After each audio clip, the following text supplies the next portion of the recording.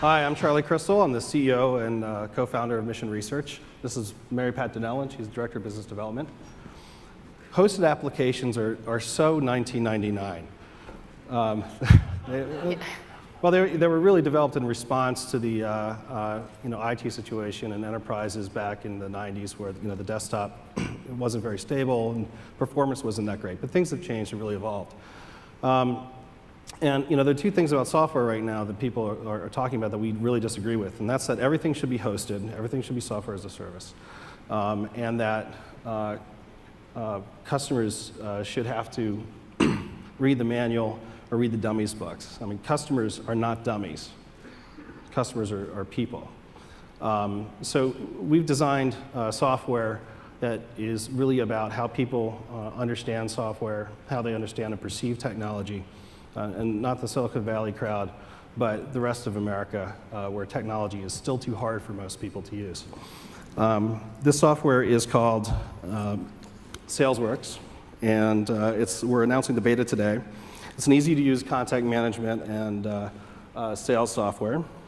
So how many people here play tech support for the friends and family? I mean, I know I do. Yeah, so they get that glassy-eyed look, and they pick up the phone, they call you. So help is on the way. Software is, again, still too hard for most people to use.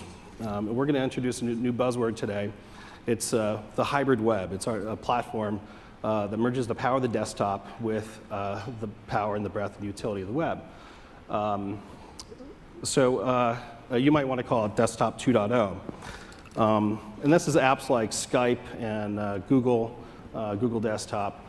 And SalesWorks. So Mary Pat's going to show SalesWorks, if we can have the screen.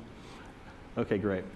So you notice it's kind of like a website running on your desktop. It's you have sections on the top, things you can do are on the left, and help is on the right. It's context sensitive, so it follows you wherever you go. So we're going to go look at our sales pipeline, and we're going to look at our contacts that are evaluating. And we're looking at beta 2 here. OK, and then we're going to take this list, a smart list of folks, and we're going to map it. So it's like a mashup, going out to the web, to virtual Earth, and plotting the contacts across the map. And we're going to drill down into Lancaster, Pennsylvania, which is our hometown. It's the center of all culture and technology. We're not all Amish. And the buggy whip is coming back, by the way. So we zoomed down into the Lancaster area, and now we're going to send mail to these contacts. So we're not just publishing out to the web. We're grabbing, in context of the map what we're looking at, pulling it back, and then generating a mail. And if anybody's done mail merge before in Microsoft Word, you sort of get how easy and elegant this is.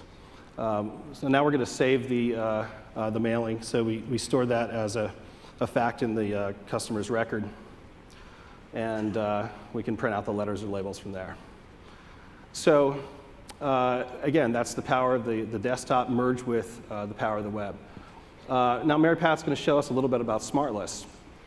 One of the most powerful features of SalesWorks is the ability to create targeted lists so that small businesses can segment their customers and their employees, et cetera. So here we're going to create a list. It's all in English language, as you note. And we're going to see everyone who's attended our corporate event. And we can actually refine that list to add more criteria.